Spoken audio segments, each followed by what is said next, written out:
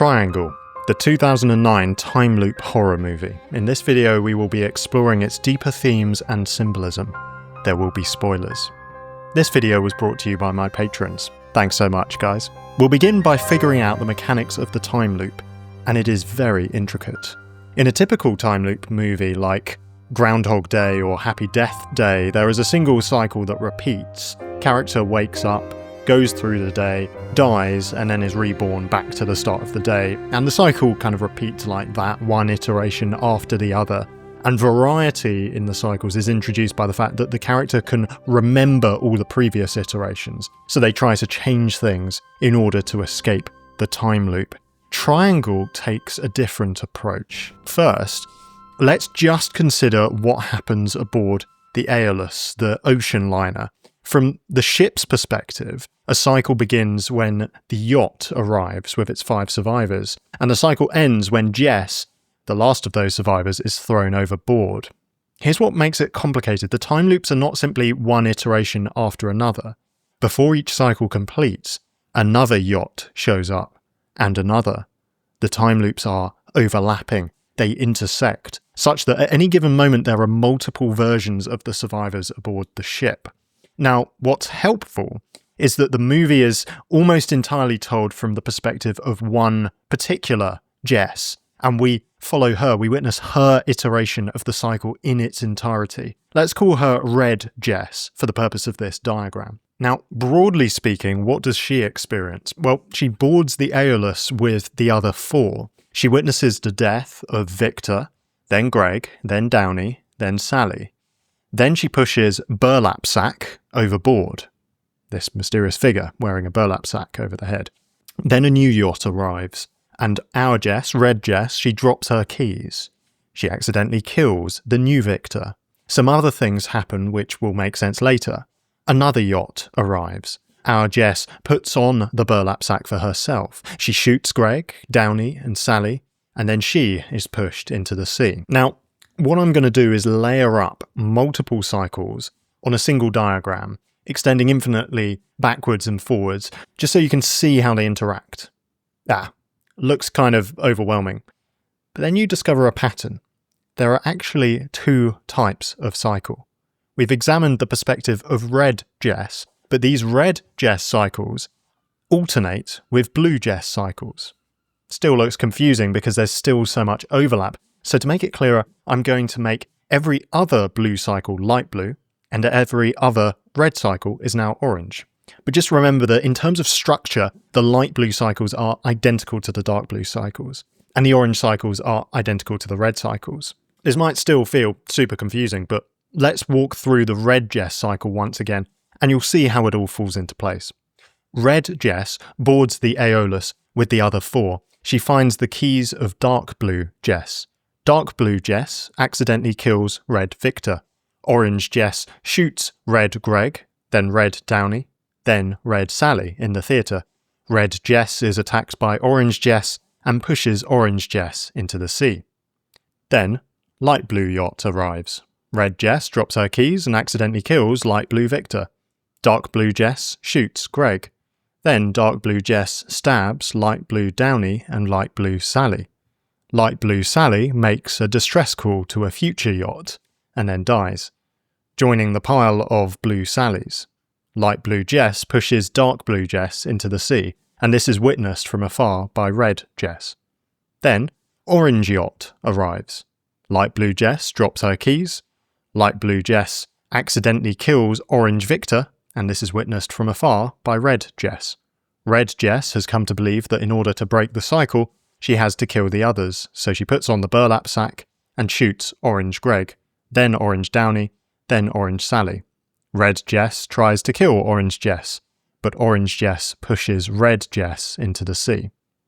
I think this double time loop interpretation fits all the available data as far as I know. And if you apply it, you can make sense of some of the more confusing details in the film that appear not to add up at first. For instance, what is going on between Victor and Jess in the dining room? First time we see it, Victor tries to kill Jess, but she overcomes him and hears a gunshot from the theatre. Second time, it plays out differently. An alternate Jess intervenes. And you're like, Hang on, is that going to create some kind of paradox because she wasn't there the first time? But actually, we can see that they're separate incidents. Here's where those two moments occur on the diagram. For the first example, Red Victor has been stabbed by Dark Blue Jess. He stumbles upon Red Jess and lashes out. But for the second example, Light Blue Victor has been stabbed by Red Jess. He stumbles upon Light Blue Jess, but this time Red Jess intervenes. Now, even if you don't spot the double time loop, you can still appreciate the film. You can interpret this alternate encounter with Victor simply as a sign that not all the cycles are identical. In any case, whether it's a red cycle or a blue cycle, it kind of pans out the same way. The yacht arrives, the characters die in the same order, Victor, then Greg, then Downey, then Sally. And the cycle ends with Jess falling into the sea. But the film becomes richer when you appreciate the differences between the red cycles and the blue cycles. Dark Blue Jess becomes rather vicious. She gets shot, she takes off the burlap sack, and she deceives Light Blue Downey and Light Blue Sally. She stabs them pretty brutally. And when Light Blue Jess throws Dark Blue Jess into the sea, Dark Blue Jess is still not wearing the burlap sack. So Blue Jess has to fight herself early on, and maybe that's why she turns out more vicious towards the end of her cycle.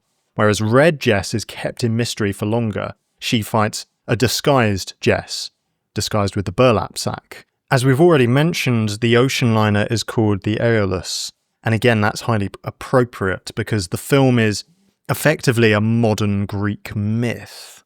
The Aeolus. Aeolus. Aeolus was the great god of the winds and the father of Sisyphus, a man condemned by the gods to the task of pushing a rock up a mountain only to see it roll back down again. What'd he do? He cheated death.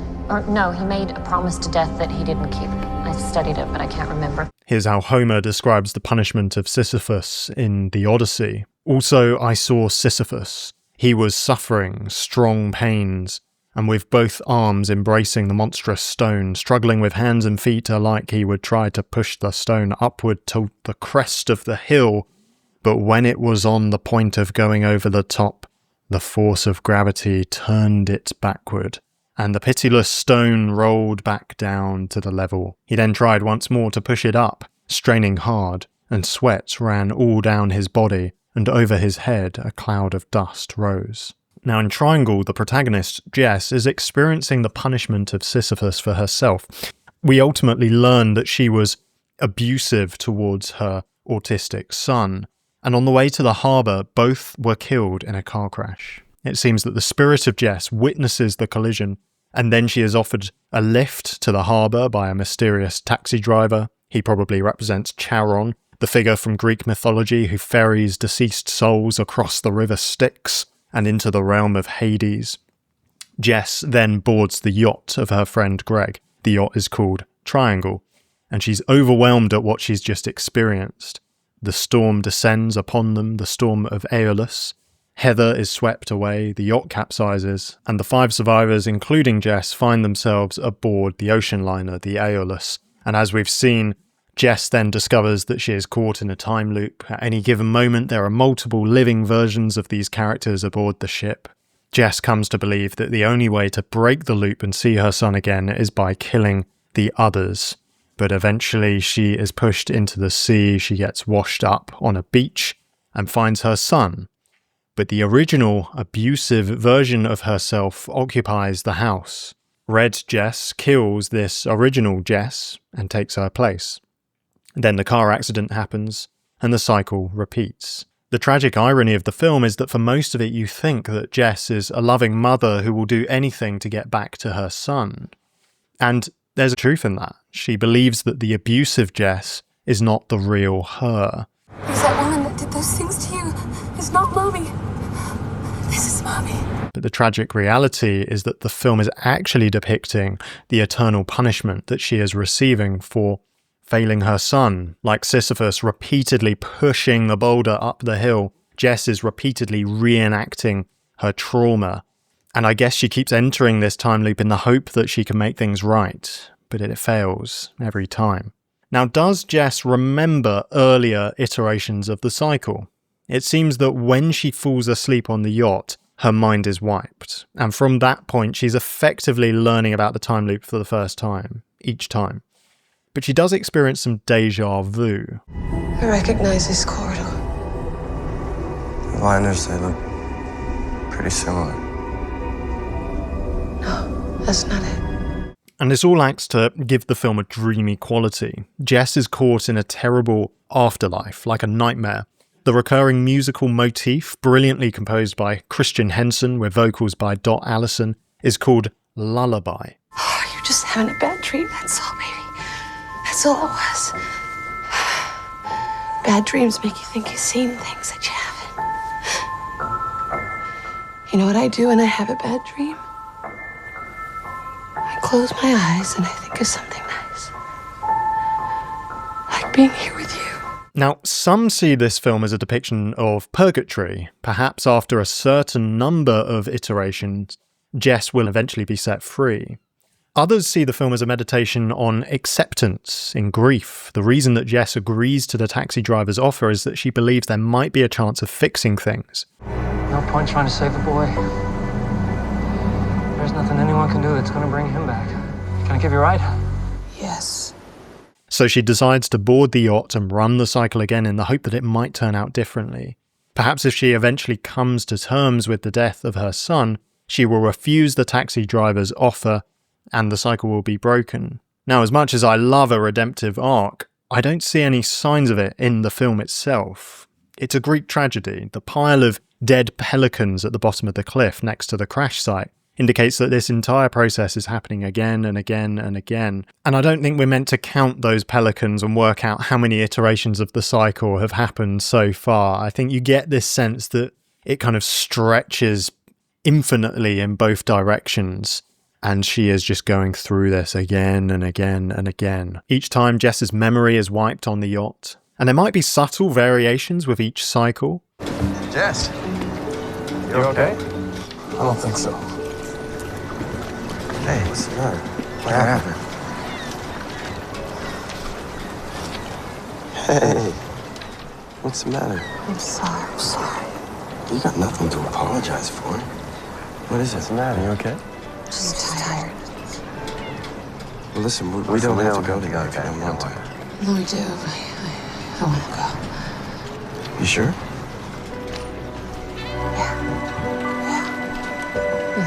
Yeah?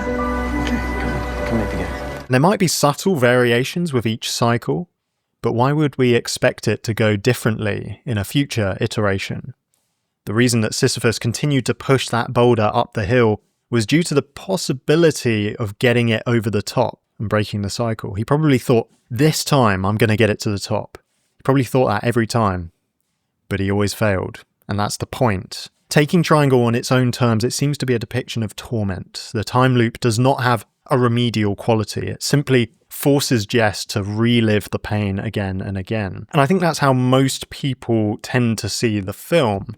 To plot it out on our diagram, it looks something like this. When Red Jess falls into the sea, she gets washed up, kills the original Jess, car crash, boards the yacht, and then becomes Blue Jess, I guess. That would make sense. She's alternating between Red Jess and Blue Jess because she's got to play both roles somehow.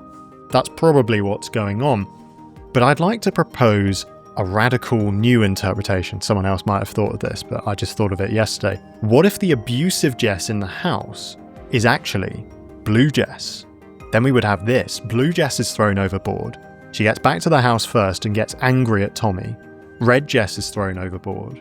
Red Jess gets back to the house and kills Blue Jess. Spirit of Blue Jess is ferried to the yacht somehow and departs for the Aeolus. Red Jess crashes car. Red Jess is ferried to the yacht and departs for the Aeolus. Under this interpretation, Red Jess and Blue Jess do not become each other. They are both caught in separate time loops which intersect. And with this interpretation, the film is less about an afterlife of punishment and more a reflection on the duality of humanity. There is a Red Jess who loves her son, but she has a shadow side, a dark counterpart, a Blue Jess, which she must face. Blue Jess also loves Tommy, but she is begrudging and abusive. Ultimately, Neither Jess wins, they are locked in perpetual struggle. However you look at it, the film is a powerful and disturbing reflection on the struggle of parenthood and the agony of regret. The film itself does not seem to offer redemption, but in telling this bleak story it provokes in us a longing for redemption. Is it possible for our own sins to be forgiven? Christians, of course, believe that forgiveness is possible in Christ alone. From a symbolic perspective, the film depicts a dominion of time. In ancient cosmology, space and time were seen as two opposing forces. When space dominates, things are ordered and familiar. This is the stronghold, the temple, the promised land. When time dominates, things are handed over to cyclical, overturning forces. This is the tearing down of the stronghold, the wandering in the wilderness, the exile. And the destructive influence of time is represented by the ocean with its cyclical waves. It eats away at stable, dry land. And this connection between the destructive influence of time and the ocean is very much recognised by the movie. I think it's important not to treat this film too mechanistically. I know I mapped out the time loop, and that is possible through the very intricate logic of the narrative. But there are some more, should we say, poetic elements in the film. The clock on the ship is stuck at 8:17, same as Jess's watch, the time of the car crash. The food in the dining hall goes mouldy within minutes, I suppose a representation of decay. The ocean liner seems to exist within a liminal space. And of course, whenever Jess falls into the sea, she's being sent back in time to before the car crash. But at the crash site, there's a pile of pelicans.